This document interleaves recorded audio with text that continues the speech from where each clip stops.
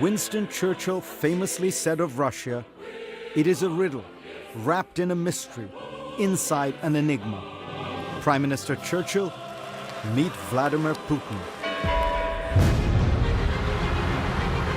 He is really very much of a leader. He's been a leader far more than our president has been a leader. He was a KGB agent. By definition, he doesn't have a soul. Vladimir Putin is a thug and a murderer and a killer. He's the richest man in the world. Hundreds of billions of dollars of wealth. What does he want from Donald Trump? Putin is going to eat him like a sandwich. He'd rather have a puppet as president. You're the puppet. Just how powerful is he? Putin has an untrammeled authority. Hurrah!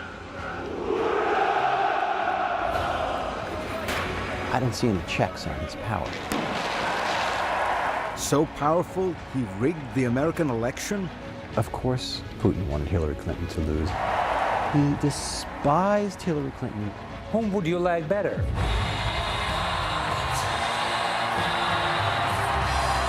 Of the world! While Russia celebrates, За победу Дональда Трампа! Americans ask, what does he want? And is he really the most powerful man in the world? December 5th, 1989. It was a cold night in Dresden, East Germany. And it would change the course of Vladimir Putin's life.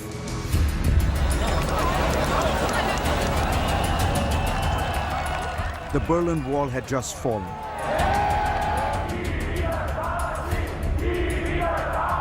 All over East Germany, angry crowds roamed the streets, lashing out at symbols of communist rule.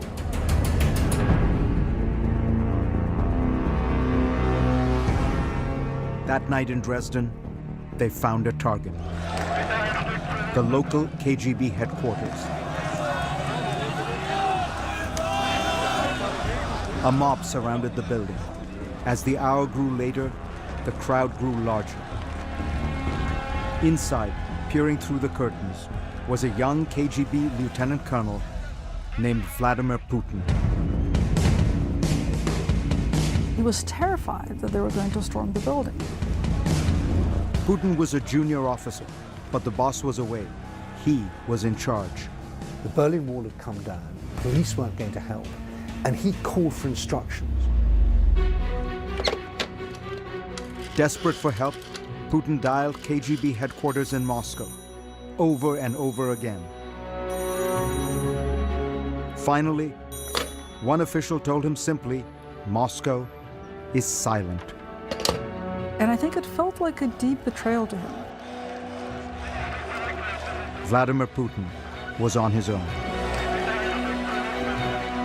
He went down into the bowels of the building and fired up the furnace. He finds himself in the basement at a furnace shoveling documents as he hears demonstrations out on the street. They are burning the secret files so fast that the furnace is blowing up. Putin torched thousands of pages of KGB documents and secrets as the crowd closed in. With the fire still raging, Putin went outside and faced the mob by himself. There are armed guards inside, he told them. They will shoot you. And he's able to bluff his way out of it and tell the crowd, don't try it here, you're going to get hurt. Putin's threat worked. The mob dispersed. This is the drama that stays with Putin all the time. The fear of popular uprising.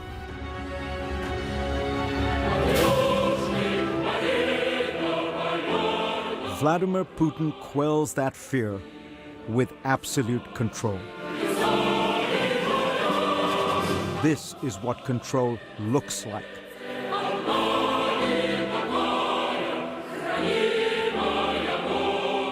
In one of the world's busiest cities, the streets are emptied for Vladimir Putin's motorcade. 12 million people simply disappear on Putin's inauguration day.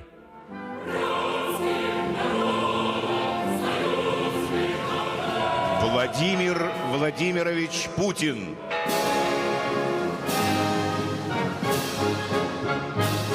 The event was perfectly produced for Russian television. Every detail flawlessly planned.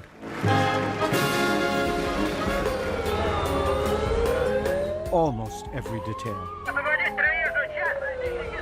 A few Russians did not follow the script.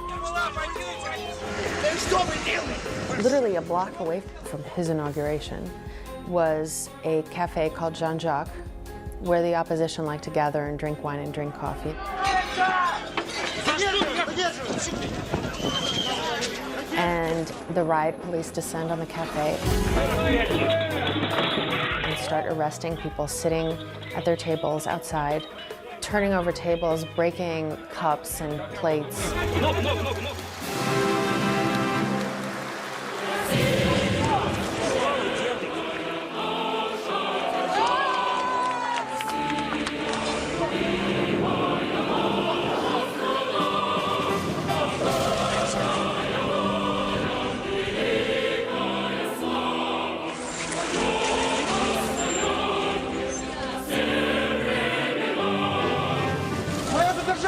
The crackdown was not shown on Russian television. For 94% of Russians, their main source of news is television. If it didn't happen on television, it didn't happen. Putin controls television. There's absolutely no critical words about Vladimir Putin on the Russian airwaves. None, not one word. Putin controls everything in Russia. Putin has an untrammeled authority. I don't see any checks on his power. Минуту молчания. He is able to make singular, rapid decisions. The absolutism there is unlike anything I've seen in Russia. All that power is propped up by an astonishing approval rating, over 80%. And that's according to American pollsters.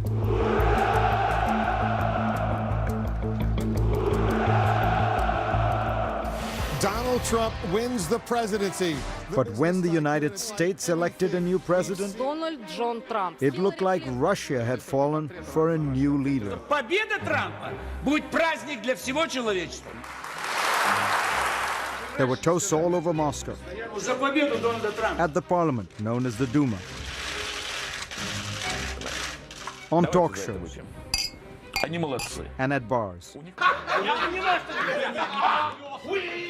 are the champions of the world. But one man seemed utterly unsurprised by Trump's victory. He's happy to take credit. And that means that he won the US election. The man who is simultaneously president of Russia and in charge of the United States. Mr. Putin. Trump impersonators are everywhere in Russia.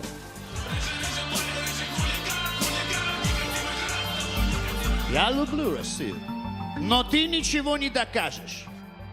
You're fired, you're fired, you're fired.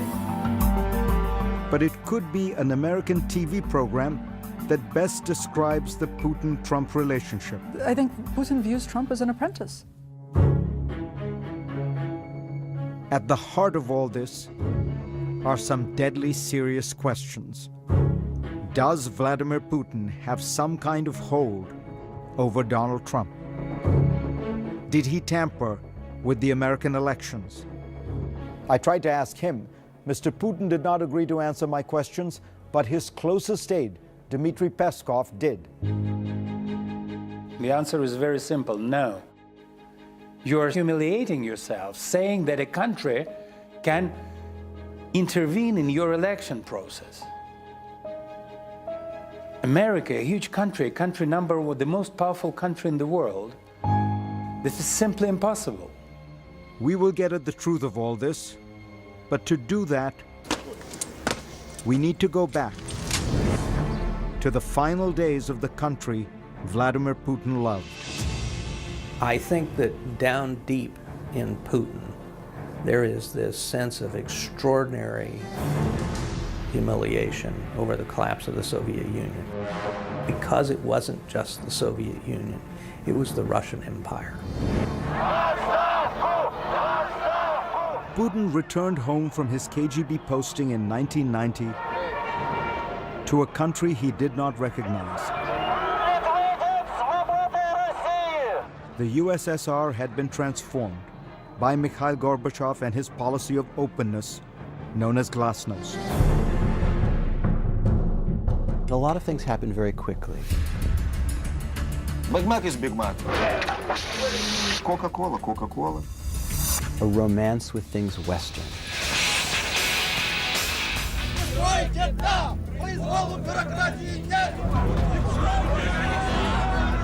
Freedom came fast, and it exposed the rot at the heart of Soviet communism. Across the Soviet Union, hundreds of thousands of people began demanding democracy and national independence. It was once again what Putin feared most. The people rising up. And finally, the people won. Tonight in Moscow at the Kremlin, the red flag of the failed Soviet Union at last came down, and the flag of Russia rose. 300 years of history erased. Soviet institutions like the KGB simply ceased to exist. Vladimir Putin views the breakup of the Soviet Union, as he said himself, to be the greatest geopolitical tragedy of the 20th century. It was a traumatic time, and it sparked a profound change in Vladimir Putin. He became a politician, deputy mayor in his hometown of St. Petersburg. It was not a big job, but Putin clearly had big dreams.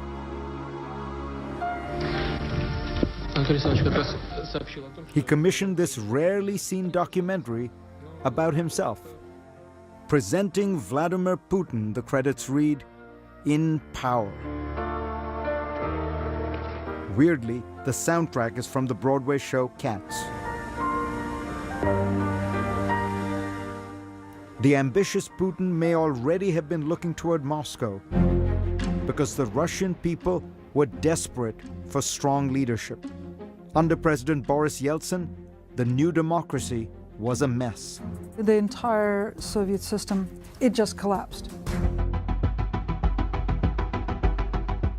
The oligarchs, the men who profited on the spoils of communism, became fantastically rich.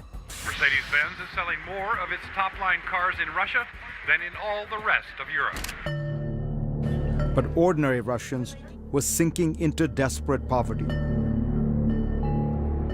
There were dire food shortages, even starvation. I don't know how to feed my kids without milk. I just don't know what we're going to do. President Boris Yeltsin was in charge, but he seemed increasingly unstable.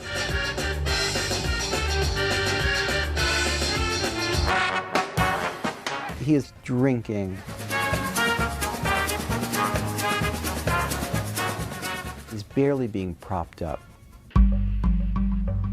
Russians began calling for a new leader.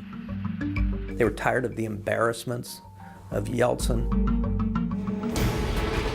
Waiting in the wings was Vladimir Putin. He had taken a job in Moscow in the Kremlin hierarchy, and he had risen through the ranks with lightning speed. From city bureaucrat to Kremlin superstar. He had just become acting prime minister when it became blindingly clear the country needed a new president. So when Yeltsin was ready to topple over, and they settled on Putin because they knew that Yeltsin could retire and not be put in jail. Boris Yeltsin was notoriously corrupt, but Kremlin power brokers wanted to protect him. So the deal was made. The deal was made.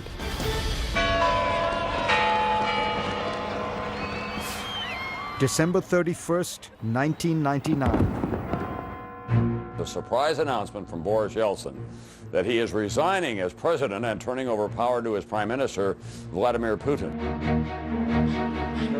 In the very first moments of the 21st century, Vladimir Putin became president of Russia. His first words: "We live in a competitive world, and we are not among its leaders." And right away, Putin began to change his country. He joined soldiers on the front lines of the war in Chechnya. He reassured Russians that better times were ahead. I think we'll get paid and we'll have work. The country quickly fell in love with Vladimir Putin.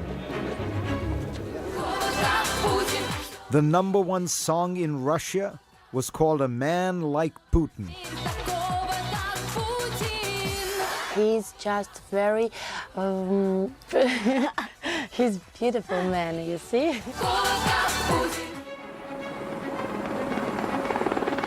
But the biggest surprise? America also loved Vladimir Putin. President George W. Bush thought he'd found a kindred spirit. I looked the man in the eye. I found him to be very straightforward and trustworthy. I was able to get a sense of his soul.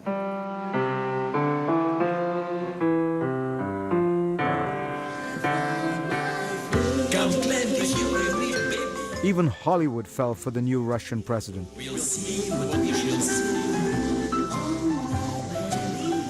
I'll bring my rose with me. He bonded with stars at a charity dinner.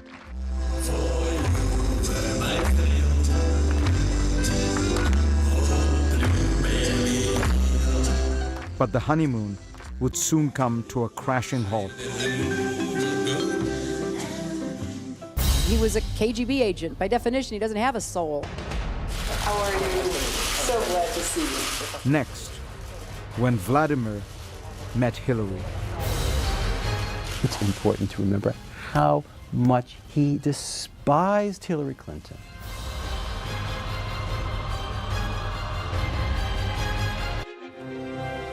How many times will she leave her mark? How many ways will she light up the world? This is the woman. At the heart of the hacking scandal that rocked the 2016 presidential election Ladies and gentlemen, was an old grudge. my mother, my hero, and our next president, Hillary Clinton. It went beyond ideology. It was personal. Vladimir Putin was not a fan of Hillary Clinton. Of course, Putin wanted Hillary Clinton to lose. He hated Hillary Clinton. Prime Minister, we have a lot of problems in that. The tension between the leaders had been brewing for years. In 2001, another American leader, George W. Bush, vouched for Putin. I was able to get a sense of his soul. But on the campaign trail in 2008, Hillary had a different take. I could have told him he was a KGB agent. By definition, he doesn't have a soul. I mean, this is a waste of time, right?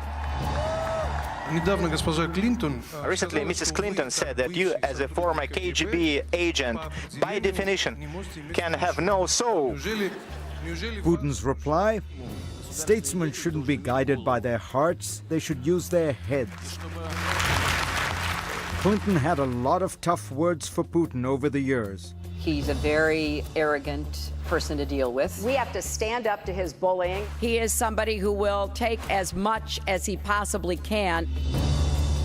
But it was what happened in 2011 that marked a point of no return.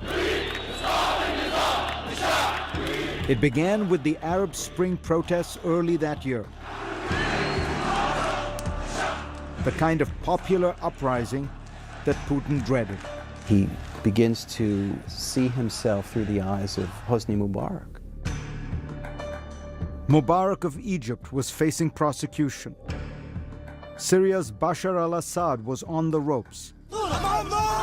Libya's strongman Muammar Gaddafi met a particularly gruesome fate, brutally killed after begging for his life.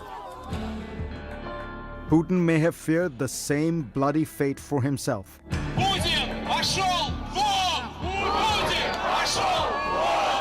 Just a few weeks later, rebellion arrived in Russia. Tens of thousands rallied in the streets of Moscow.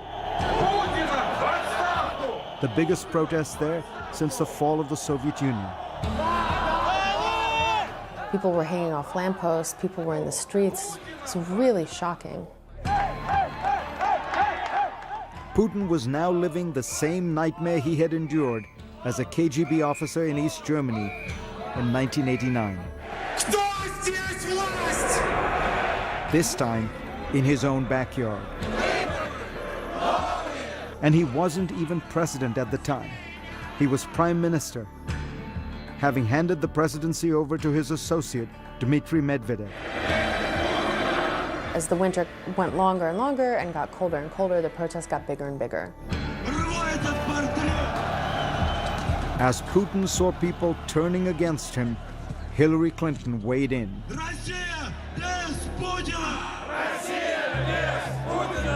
The Russian people, like people everywhere, deserve the right to have their voices heard and their votes counted. When Putin hears something like that, I imagine he hears Bush talking about Saddam Hussein. He hears that as, they're coming for me. There he goes! They're trying to drive me from power. And what the hell do you know about my people and whether they deserve to have their voices heard? Like, I'll tell you if they should have their voices heard. Russians had a lot of reasons to be angry. Владимира Путина на должность президента страны. That fall, it was announced that Putin would run for president again, for a third time. That meant he could potentially rule Russia until 2024. Some people said, oh my God, I'm gonna die with this guy in power. A few months later, the elections for Russia's parliament were a farce. We do have serious concerns about the conduct of the elections. Hillary Clinton called out the election rigging. I don't think she realized quite how badly that was going to go down. With his back against the wall,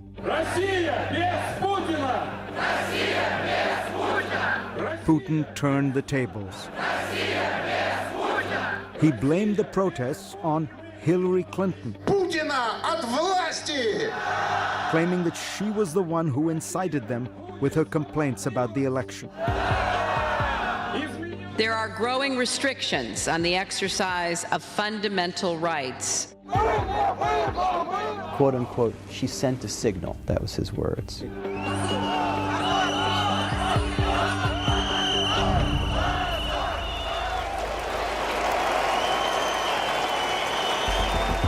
Putin's strategy propelled him to victory.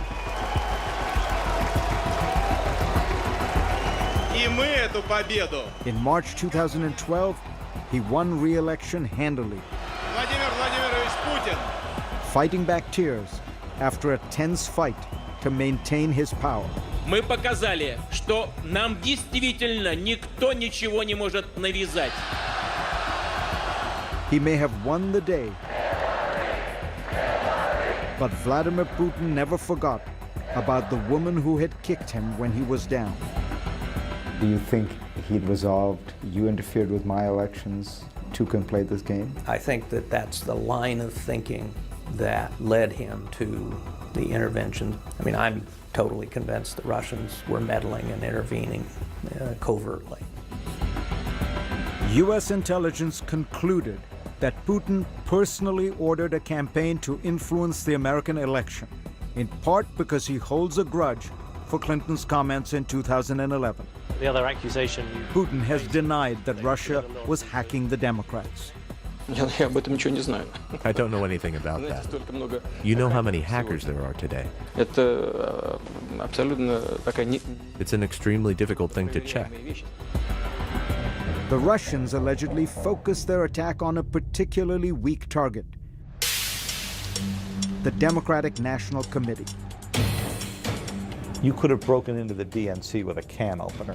This took less work to get into the DNC's computer systems than it took the Watergate burglars to get into the DNC offices back during the Nixon campaign. More than 1,900 emails released. In the middle of a tight race, The leak revealed transcripts from some. embarrassing emails mysteriously leaked from the Clinton campaign were all over the news. WikiLeaks has released a new batch of Another stolen round of emails. stolen emails posted The Clinton by campaign knows this could be a. This latest leak, pretty much a Trump dream come true. Donald Trump was delighted by Clinton's misfortunes. Russia, if you're listening, I hope you're able to find the 30,000 emails that are missing. Donald J. Trump will become the 45th president of the United States, defeating. In the end, America's election went Putin's way. I've just received a call from Secretary Clinton.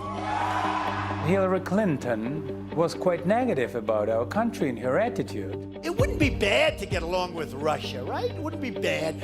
And to the contrary, the other candidate, Donald Trump, was saying that we have to find some understanding. When people like me, I like them. Even Putin. Whom would you like better? This is not the outcome we wanted. Hillary Clinton suffered one of the most shocking defeats in American history. I know how disappointed you feel because I feel it too. At least in part, some observers say, because of the alleged hacking operation. This is painful, and it will be for a long time. Putin had apparently avenged his old grudge. So help me God. Congratulations, Mr. President. And he may have achieved even more. The 45th president of the United States. If Donald Trump is in some way compromised, if the Russian government has something that it feels has on him in terms of leverage, that's a very serious thing. I don't suggest for a second that I have the answer to this question, but we can't just let this matter drop. Up next, a prominent Russian opposition figure has been shot and killed in. 4 of the shots hit him in the back. Right out in the open, just blocks from the Kremlin. the story Vladimir Putin might want the world to forget.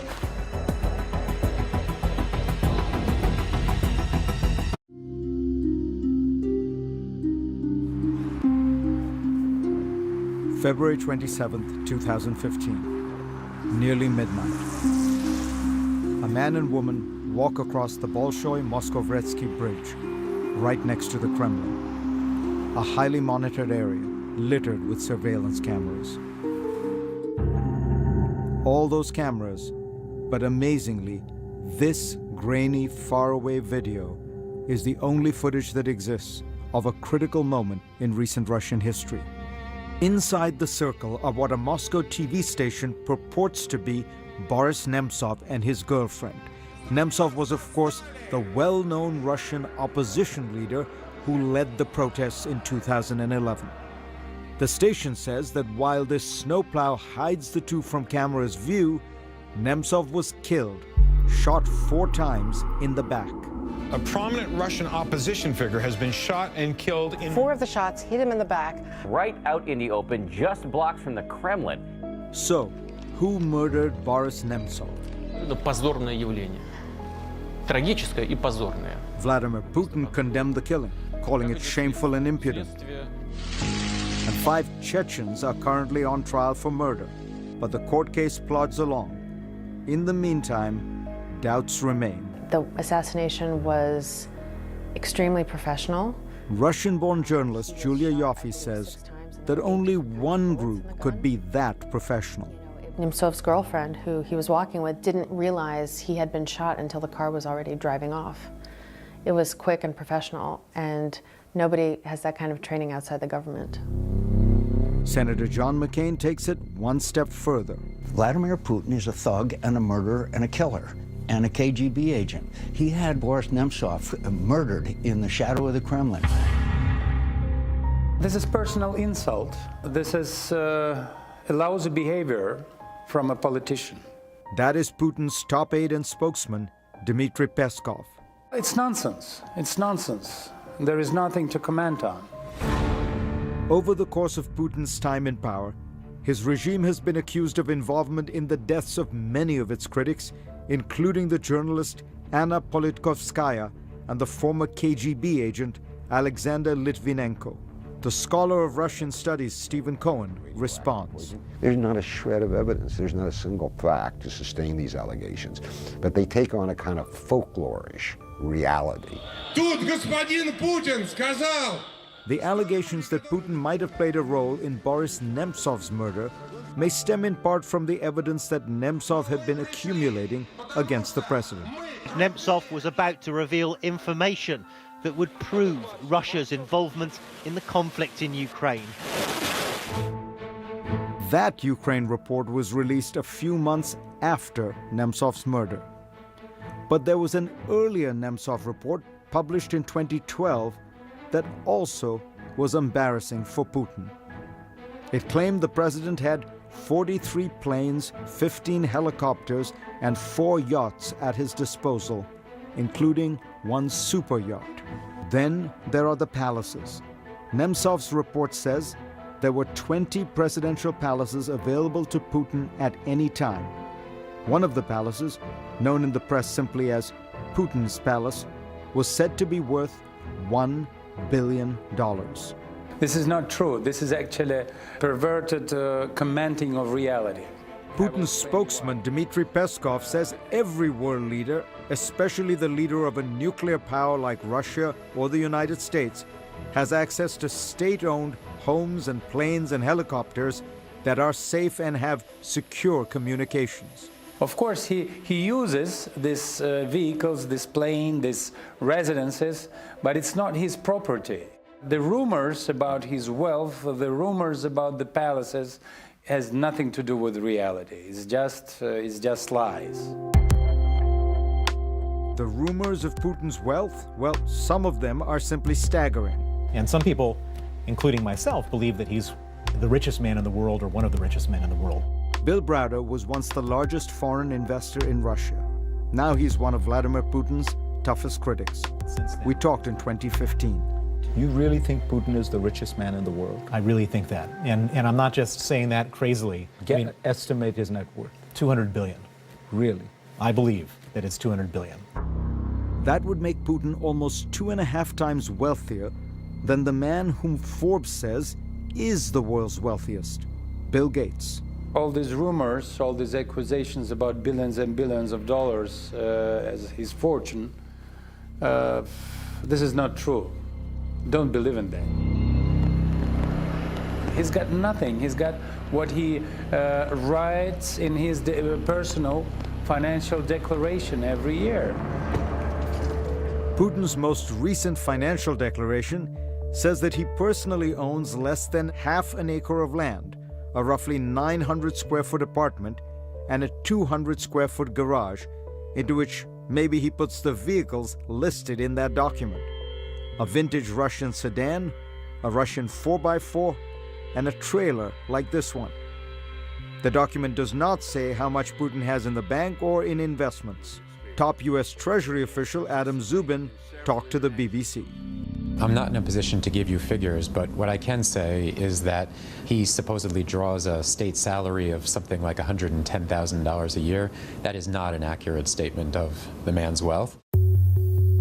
But if Putin was getting rich, he surely wasn't the only one in Russia. Take this statistic.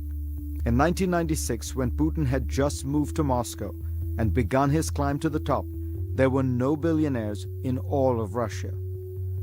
By 2014, Russia had 111 billionaires, according to Forbes. And while Moscow now has multiple Bentley dealerships to satisfy its bevy of billionaires, the average wage in Russia is less than $450 a month. That's lower than the average wage in China, according to Stratfor.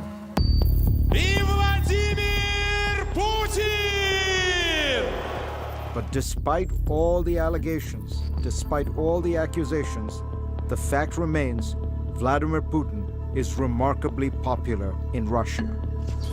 Why? We'll tell you when we come back.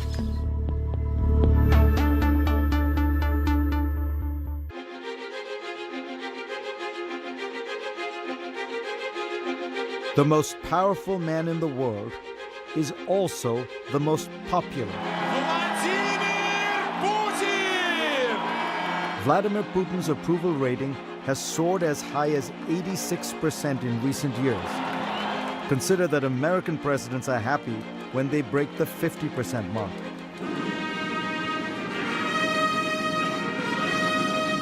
How has he done it? Partly, it's the cult of Putin. He has mastered the art of the manly photo op. He rides horseback bare-chested, finds ancient treasures underwater.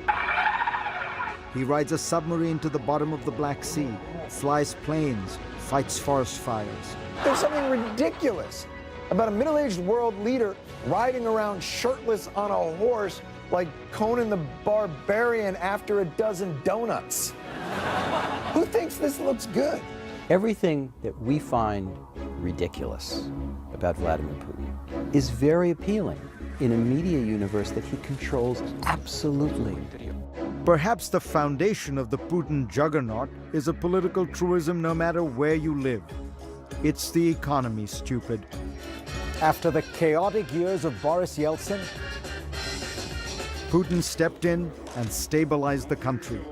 And he rode the wave of ever-rising oil prices, which in Russia's resource-rich economy translated into rising wages and soaring stock indices. Then, in late 2014, the party stopped. Oil prices slumped, and soon after came Western economic sanctions. Vladimir Putin has navigated hard times well. He has slashed social spending, implemented an austerity program, allowed the ruble to fall, and his central bank has kept inflation in check. Putin is a fiscal conservative. The outward seeming aspect of wealth looks closer to Dubai than it does to Moscow 30 years ago. It's just an amazing transformation. Add to the economics Putin's secret sauce, nationalism. And it surged in 2014 after an invasion that shocked the world. Bigger nations must not be allowed to bully the small. Vladimir Putin grabbed a piece of Ukraine for Russia. The West was horrified. That's the sort of thing that Adolf Hitler did in the 1930s. We thought those days were gone. But it all looked very different through Russian eyes. I have never met a Russian who accepted the notion of Ukraine as a totally separate state. Of course, many Ukrainians deeply resented the invasion. But not Russians. They see it as the revival of a deep sense of power and national destiny. Putin has given them their pride back. Russia is once again a great power.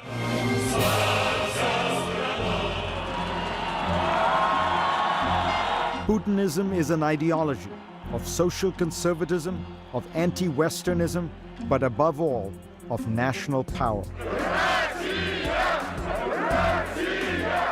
Putin might say he has made Russia great again. Sound familiar? We will make America great again. USA! USA! Like Putin, Trump has used nationalism to boost his support. But many believe that Donald Trump is no Vladimir Putin. Putin is a much more practiced, subtle, cunning player. He's playing, in poker terms, a couple of deuces at the highest level. He has reasserted Russia on the world stage from a position of relative weakness like nobody I can think of.